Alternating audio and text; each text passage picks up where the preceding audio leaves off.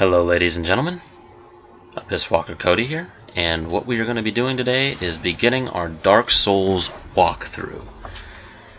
Alright, I'm going to fiddle through these settings real quick, and I'm going to talk over them. So, the reason I chose Dark Souls is because I love this game. This game is a great play, and if you don't have it, I highly recommend you get it. It's available on Xbox 360, PS3, and PC. It has great download content, and amongst other things. But here we are. We're going to make a quick character real quick, and we're going to get this preview, well, not preview, but walkthrough started.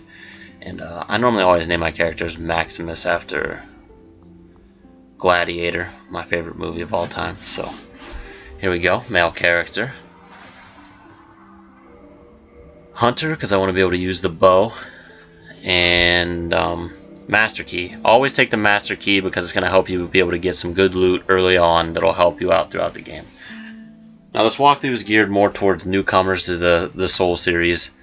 So if you've been around the Soul series since the beginning, then you might not learn anything new, but hopefully you will. Maybe you won't, but here we go. I'm going to go ahead and shut up now and let you guys enjoy this opening preview.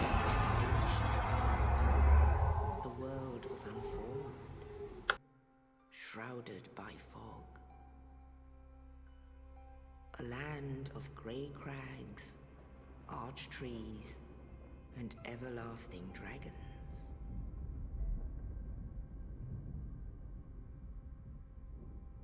But then there was fire, and with fire came disparity, heat and cold, life and death, and of course, light and dark.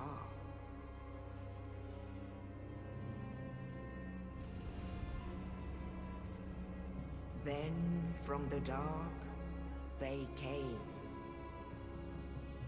and found the souls of lords within the flame.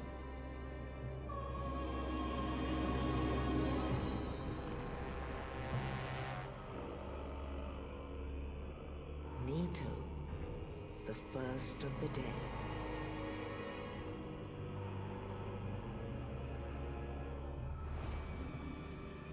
The Witch of Izalith and her daughters of Chaos. Gwyn, the Lord of Sunlight, and his faithful knights. And the furtive pygmy, so easily forgotten.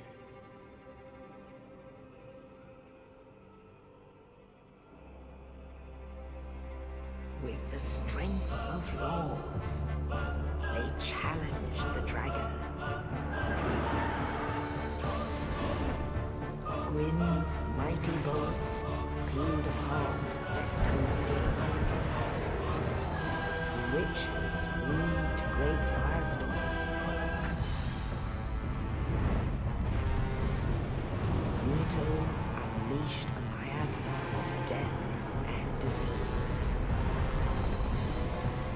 And Seath the Scaleless betrayed his own, and the dragons were no more.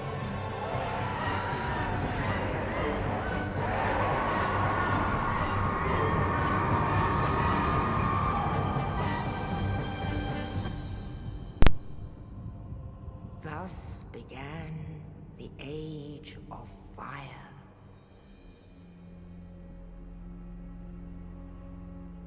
But soon the flames will fade, and only dark will remain.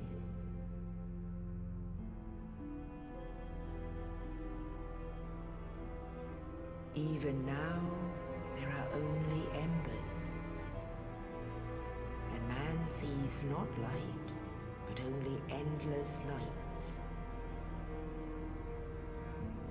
And amongst the living are seen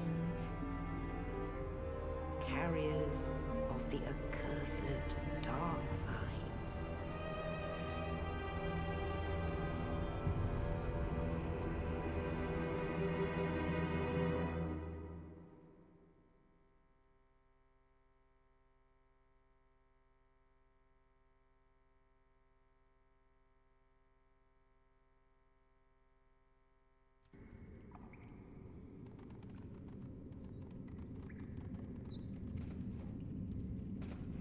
Yes, indeed. The dark sign brands the undead.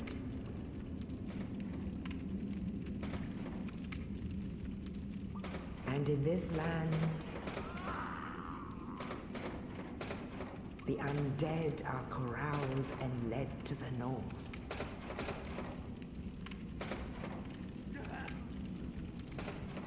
Where they are locked away to await the end of the world.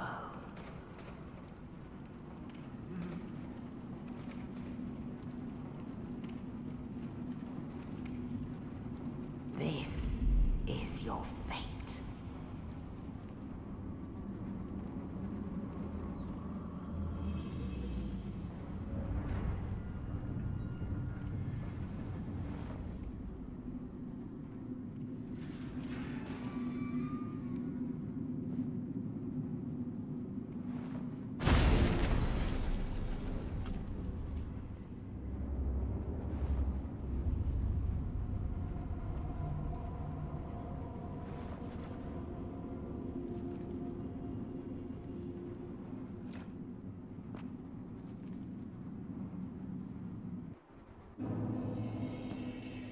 Alright. Now that the opening cutscene's over, you got a little brief glimpse at the story that is Dark Souls. We're going to continue on. Grab the key off the body, open the door, here we are. Heading down the hall, and there's one of our friends that we'll be visiting later on in this series, the Stray Demon, when we return to the Undead Asylum. Now, this opening area is virtually just a tutorial. You can find signs on the ground from developers, and I'm not going to be reading any of the signs, but if you're a new player, new to the Souls series, you go ahead and you read those signs. You read all of them. They're full of little good tips, teaching you the basics of the game, like block, strong attack, weak attack, everything that you would expect from a role-playing game, if you will. But I'm going to continue on after lighting our first bonfire, achievement unlocked. And there's one of our buddies up there, much like our other buddy. And he's going to try and surprise us. He thinks he's cute, and he's going to try and pulverize us. But I'm going to go, oh, and he almost gets us. But he's going to run. I'm just going to run by him, and I highly suggest that you do too. He's very rough to beat with just a sword hilt. It's possible, you can do it, but I'm not going to attempt it on this walkthrough. You'll get a second chance at him later after you pick up some better gear. Not too far ahead here. And so yeah, here we're going to pick up our first shield. I'm going to go ahead and equip it. For the Hunter class, it's going to be a leather shield.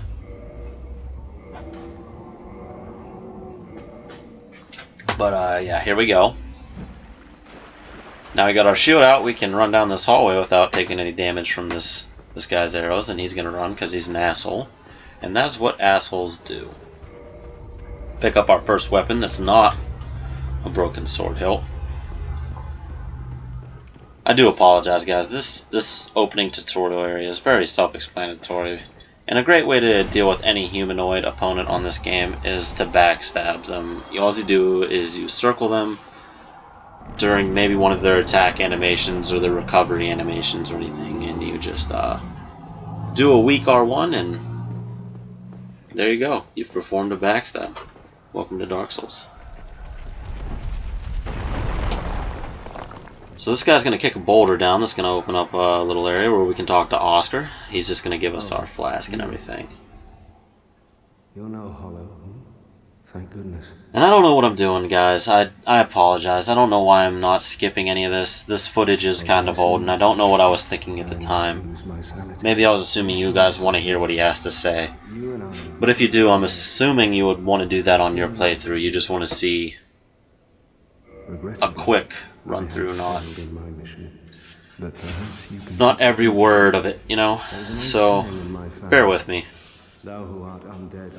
What all he's going to give us is he's going to go ahead and talk about his family fate and his whatever, and he's going to give us an Estus flask and a key to open the door where that guy tried to flatten us with a boulder. Well, now you know. Alright. And I can die with hope in Yep. my heart. Very well, Oscar. One more thing. Here, take this. Take this. An Estus flask. Mm-hmm. An undead favorite.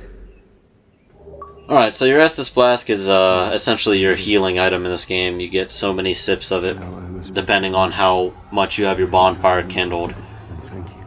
And it refills every time you visit a bonfire, but be aware that when you visit a bonfire, not only does your Estus refill, but every enemy that you have defeated will respawn other than bosses.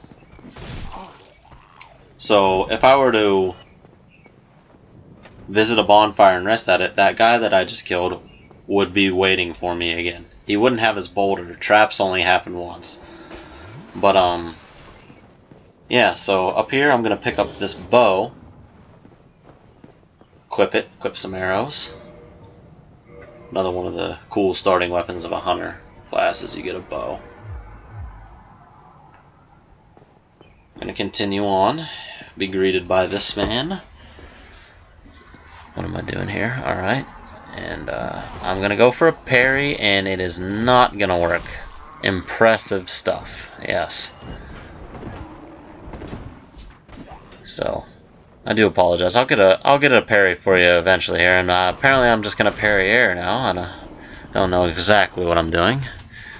And then wow. Try to roll through the arrow, get hit by it. This is just an incredible display of skill right now. Oh my goodness, this is just truly impressive stuff. Alright. Here we go. Let's take on that lovely character that tried to pummel us earlier. Plunging attack. Always do it. Always do it. Good way to whittle him down to almost half health early on. I two-hand my plunging attack too. All you do is walk off the ledge and hold R1 and you'll land on his head and stab him. Pull out my bow here. Do some damage long range. There we go. Roll through that. And I don't know why I'm standing so close using the... Oh yeah. Oh yeah. That's what you get, ladies and gentlemen, for trying to use the bow, standing so close.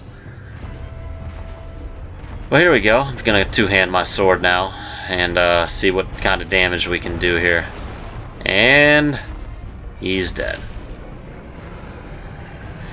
Gonna get our big pilgrim's key and carry on.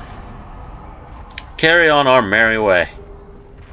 Collect humanity. Alright, so humanity in this game is a tool that you will use to reverse hollowing at a bonfire, which will turn you into a human. Now, forewarning, when you're human, that means that your world is open to be invaded by anybody. That's the PvP element. Somebody can invade your world, kill you, for whatever reason. Depending on their covenant, some will invade you to get souvenir reprisals, such stuff like that, souls, any of that stuff. I'm not going to get too deep into it because this isn't a PvP walkthrough, it's a PvE walkthrough. I'm just simply stating the dangers of being in human form, and one of them is being invaded. But there are upsides to being in human form, such as you can summon other players, be it a buddy on Xbox Live or an NPC that you'll meet throughout the game world to summon you to help you with a boss you might be having trouble with. All I'm telling you is just beware that when you're in human form, you can be invaded if you are connected to live. Be it the PS3 network, Xbox Live, or online on the PS3, you can be invaded if you are human.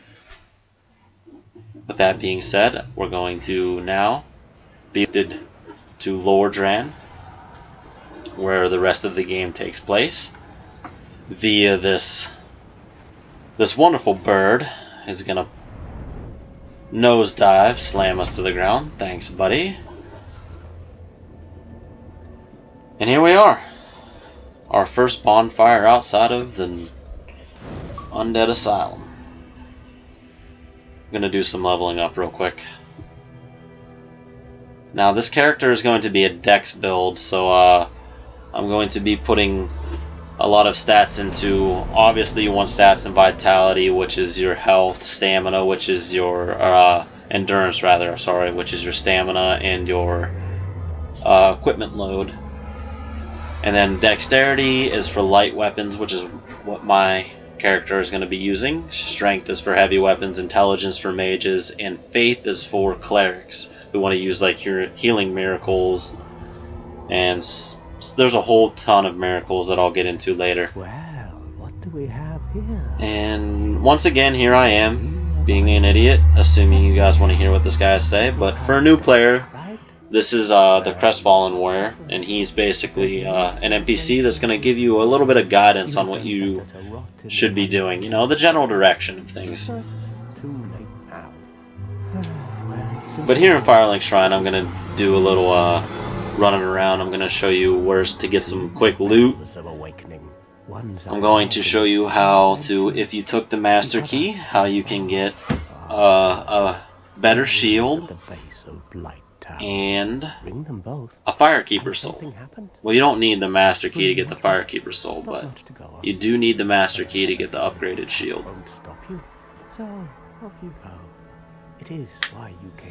Alright, Cody, what are you doing here? Enough talking to this guy. Move along. Here we go. Get some loot. Humanity.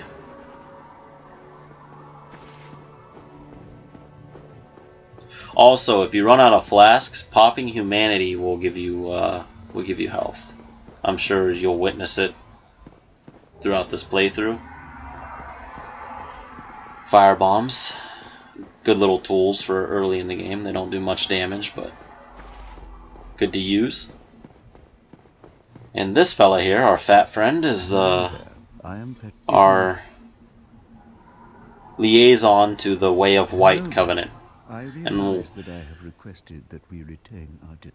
the reason I'm going to join Way of White is A, I'm showing you all the covenants in this walkthrough. B, it's going to help me for when I go human form, because when I'm in human form as a Way of White member, it makes it harder for me to be invaded, as all it is. That's the only perk you really get for this covenant. And if you're new to the game and you don't want to get invaded, but you want to be in human form to summon some buddies to do some co-op, or summon some NPCs to do co-op, go ahead and join the Way of White, and it'll help you out. But you don't have to if you don't want to. I'm just going to do it on this playthrough. And here we are, listening to whatever the hell he has to tell me. Go ahead and learn his gesture too. Shrug. Thanks, buddy. Alright, moving on. Come again. The effectiveness of the teachings. Head up these stairs and around the corner up here. This is an easy one to forget. You just turn around. Get some quick loot. I'm pretty sure it's souls. Yes, it's souls. And go ahead and jump down this elevator shaft. I promise you won't die. That elevator shaft will become a shortcut later on. And welcome to the land of treasure chests in Firelink Shrine. Get some goodies real quick. Homeward Bone. Use those to warp to your previous rested bonfire without losing any of your souls or your soft humanity. Alright, and now when I say soft humanity, I'm referring to that little counter in the upper left hand corner of the screen, and it the number just represents how much soft humanity you're carrying, and you can lose soft humanity if you die. So you do get perks for carrying soft humanity, though. You get a defense upgrade, and some weapons get a damage boost from it, mainly chaos weapons. And I am getting chased by guys who I cannot handle at this point in time, much stronger than me. And look at their aggro range. I can still hear them chasing me. My lord. Yep, there he is. Oh god. Alright, so I'm just going to run away from him. Part of being a low level and going in places he shouldn't really be.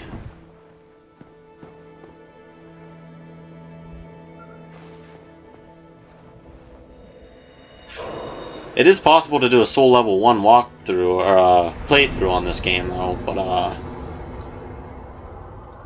you're going to want to upgrade your weapons and stuff to stay soul level 1, so you're still doing a nice damage output and everything. And upgrade your armor so you have good defense and everything. But I'm not doing a soul level 1 walkthrough. I'm doing what I believe is the easiest way to beat this game.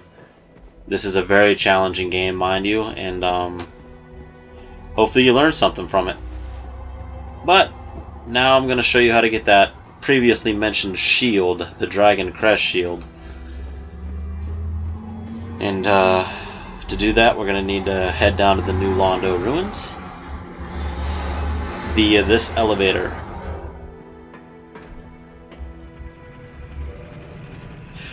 Now, a quick talking point real quick is your souls. I know early on in the game souls seem like a huge deal because they're the only currency in this game. You use souls to level up, you use souls to purchase items from merchants, everything. And it can seem like a big deal at the time when, like right now, I'm going to lose 100 some souls because I'm going to get a shield. And the thing is, I highly recommend don't get too attached to your souls in this game. They're very easy to reacquire, and it's not that big of a deal. There's plenty of places you can farm souls. I'll show you places to farm souls in this walkthrough if you need to level up to take on a challenging boss or a challenging area. But I'm not going to be doing any farming in this walkthrough. I'm just going to show you places where I find it easiest to farm if need be. And so all I'm saying is just don't get too attached to them. This game is very tough by nature. You're going to lose souls, you're going to lose humanity, but it's very easy to regain that stuff. So just keep that in mind. And here's our buddy who's guarding the Dragon Crest shield, an undead dragon. And I'm going to steal his loot, and he's going to punish me for it. Ow! He hits like a Mack truck, I tell you what. All I wanted was the shield, man. Come on.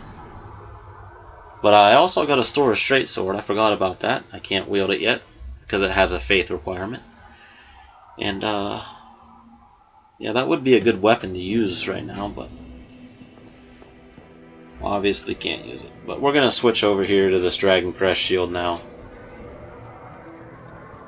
And I don't know why I'm equipping a talisman, but whatever, I did it. I don't have any miracles to cast or anything, so. And I guess I'm going to show you the difference between the shields real quick. So the Dragon Crest shield has 100% physical damage reduction and everything like that, which is good, and a better fire defense. Because a lot of the bosses in early game are fire based, so a good fire shield is going to help you out a lot. And now, as I said though, the stuff I'm doing now here in Firelink Shrine is not necessary. You do not have to do this to beat the game. All I'm showing you is ways to make it easier, to give you an upper hand on these beginning stages while maybe you're still learning the mechanics, learning your own play style, your way through it. I'm just showing you a quick few things you can do to give you an upper hand. But these are the things I do on every new walkthrough. So here we go back down to the new Londo Ruins, and we're going to do what I like to call the Great Heist. Just run through a bunch of enemies I can't attack because they're ghosts and I'm not cursed. And collect a Firekeeper soul so we can upgrade this Estus flask.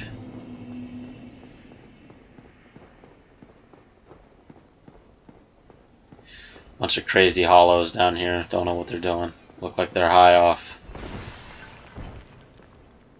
acid. Just going at it down here. Look at them. Praise the Lord. Yep. Anyway. So down here we're going to be visiting the aforementioned ghosts that I can't attack. Nor can you this early on. Unless you use that transient curse. But you don't want to do that. Save that for later.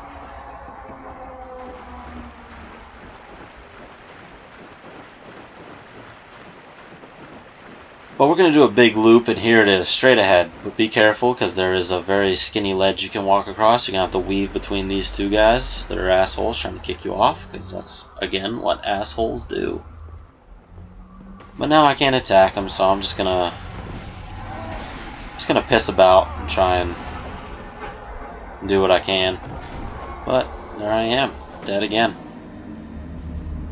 But the payoff to what I'm doing, as I said, is now I have a better shield, and I'm about to have an upgraded Estus flask. And once I talk to the Firekeeper here, upgrade my flask, I promise we're going to be moving right along into the action of this. So bear with me. Bear with me, ladies and gentlemen. Here we go. Running down now to the Firekeeper. And then we'll be moving along right to the Undead Burg, and I'm going to show you where all the loot and everything is in Undead Burg. Alright, upgraded Estus. Congratulations.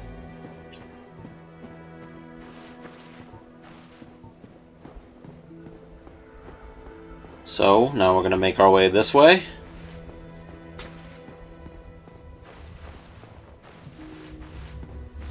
Up the steps.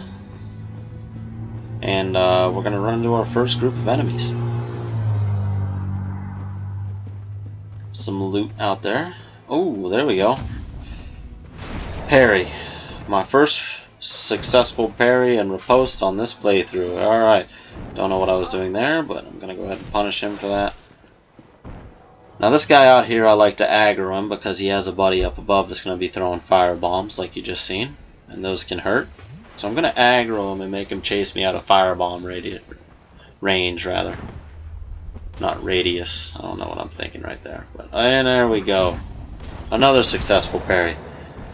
Once you get the parry timing down, parrying and riposte, huge way of quickly dispatching your opponents in this game.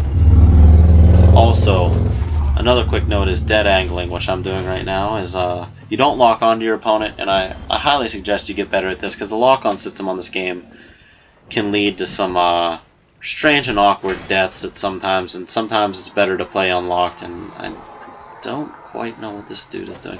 Alright, so down he goes, and I'm probably going to do a plunging attack, yes I am, and miss like a boss. Oh! Ooh. Yep. There's that lock-on system. I almost just chased him off the edge because I was locked onto him. As I said earlier, can lead to awkward deaths, but it's needed. You're going to need to lock on at some points, and sometimes it's better to not lock on. Like some bosses I try to never lock on because it's easier to dodge and easier to just dead angle. But I'll speak about that when the time arises. Probably the Taurus Demon. And Ring of Sacrifice is nothing special. It's just you equip it, and if you die, you don't lose any of your soft humanity or souls. For those who are easily attached to their souls. I'm not going to use it because I don't have that big of an issue with it. But after you die with the Ring of Sacrifice, it breaks. But as I said, you don't lose anything, and you'll spawn back at your bonfire with all the souls you had and soft humanity you had. If I remember correctly, yes. Yes, I do remember correctly. This rat actually gives me a rough time. Again, impressive display of skill here. Be careful with the rats on this game because they can cause poison very easily, especially at low levels, with no resistance to poison. So I'm going to grab the shiny that he was guarding, nibbling at this corpse he was. And, here we are, guys. Welcome to the Undead Burg. Now, I'm probably going to be cutting this video off here in about a minute, but I would like to thank you for sticking around through it, and there I am. I don't know what I'm doing, missing that riposte on a slow attack. But I'd like to thank you for watching this, and hopefully you may have learned something if you're a new player. And I do hope that you will join me in my my next installment of this series, where I'll be leading you through the Undead Burg. And there we go, successful parry, successful riposte. And yeah, I'm going to show you where all the loot is on the next installment of our Dark Souls walkthrough. And I once again thank you very much. Hope you enjoyed. Hope you might have learned something. And I thank you all very much, and I will